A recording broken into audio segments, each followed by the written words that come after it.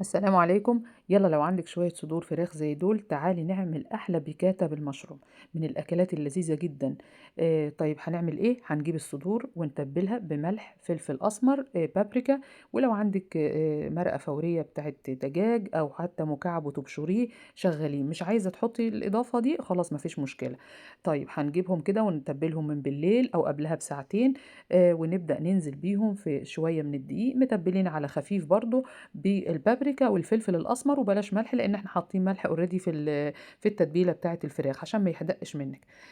وما تنسيش تقولي للراجل الفرارجي طالما هتعملي بيكاتا ان هو يخلي لك القطع الفراخ سميكه شويه محمله عن انها تبقى يعني سمكها رفيع زي اللي بعتها لي كده.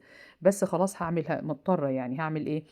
المهم هنبدرها كده في الدقيق ونحاول ننزل الزيادة من عليها ونخلص الكمية بتاعتنا دي كلها. تمام، ونشوف بعد كده هنعمل ايه. خلصناها، حلو جدا. يلا بقى نخليها على جنب ونروح نجيب مقلاية حلة تكون واسعة كده علشان نحط قطع الصدور كلها جنب بعضها تتحمر في وقت واحد. هنحط بقى معلقة كبيرة من الزبدة عليها معلقتين زيت، ونبدأ ننزل بقطع الصدور ونحمرها لغاية ما تاخد معانا كده لون ذهبي جميل. البيكاتا بالمشروم من الأكلات اللذيذة جدا، اللي يعني بجد خفيفة رغم إنها تعتبر يعني بجد مخدومة، لكن طعمها حلو جدا وبتحس إنها يعني أكلة مشهية. خلاص حمرنا صدور الدجاج بتبقى معانا بالشكل الايه الذهبي الجميل ده. ما تحمريهاش قوي زيادة عن اللازم، يا دوبك تاخد معاكي اللون الجولد ده. هنشيل بقى كل الصدور اللي احنا حمرناها لغاية ما نخلص الكمية. هتبقى برضو معانا بالجمال ده. تمام، هنخليها على جنب ونروح نجيب بقى المشروم.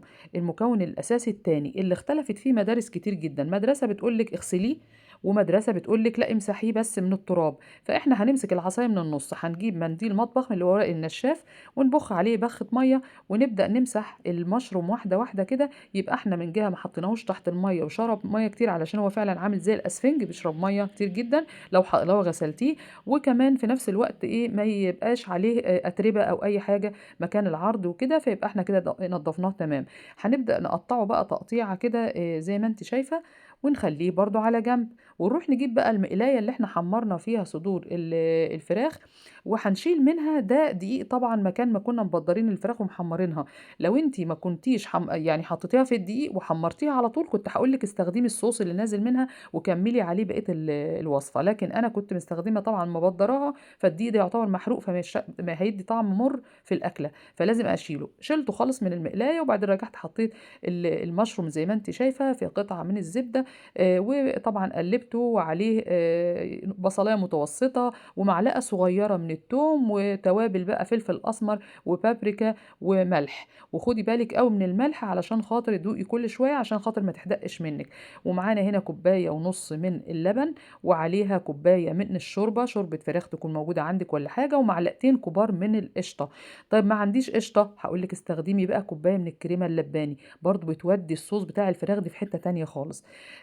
تمام. طيب هنجيب ايه بقى دلوقتي؟ هنجيب معلقه كبيره من الدقيق ونبدا نفكها كده بشويه شوربه بتاع ربع كوبايه مثلا، وننزل بيها على الصوص بتاعنا ونقلب فيه لغاية ما ياخد تقل خفيف خالص. احنا مش عايزينه بشاميل تقيل، لا انا عايزاه اخف شوية من البشاميل علشان الصدور تشرب منه، ويبقى كمان لسه هيخش الفرن فممكن يتقل شوية.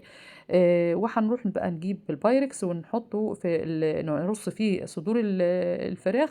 وزي ما انت شايفة عشان ما شاء الله انا كنت عاملة تبارك الله كمية، فهاخدها على دورين. هحط الجزء الاول وبعدين انزل بالصوص، وبعدين انزل عليهم بشويه جبنه موتزاريلا كده حلوه، لو عندك ميكس جبن مفيش مشكله مش هتقول لا. لغايه ما اخد الطبقه الاولانيه بالصوص وعليها الجبنه. هنزل بقى بالطبقه التانية زي ما احنا شايفين، وننزل عليها ببقيه الصوص اللي كان موجود عندنا بالمشروم بالكريمه اللباني او بالقشطه مع الحليب والشوربه، بصراحه تحفه. وننزل عليهم برضو كده بطبقة أخيرة من الجبنة وندخلها فرن مسبق التسخين على درجة حرارة 180، تاخد كده تبقبق من تحت وتاخد لون من فوق.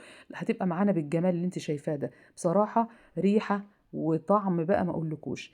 يعني اتمنى بجد تجربوا الوصفة دي وإذا عجبتكم ما تنسوش بقى تعملوا لايك وشير واشتراك في القناة وعلى حساباتي كلها على السوشيال ميديا، وبجد هتنوروني ونعمل مع بعض أكلات حلوة إن شاء الله الفترة اللي جاية.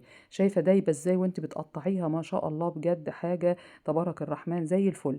هنحط في طبق التقديم بقى تاخدي قطعة الدجاج كده أو الفراخ أو خلاص نسميها بقى البيكاتا مع الصوص بتاعها، ونحط جنبها بقى إيه، بيتاكل معاها رز أبيض، بيبقى طعمه تحفة. تاخدي بقى من البيكاتا بالمشروم كده على الرز تديكِ طعم ولا أروع. يا رب بألف هنا وشفا، مع السلامة.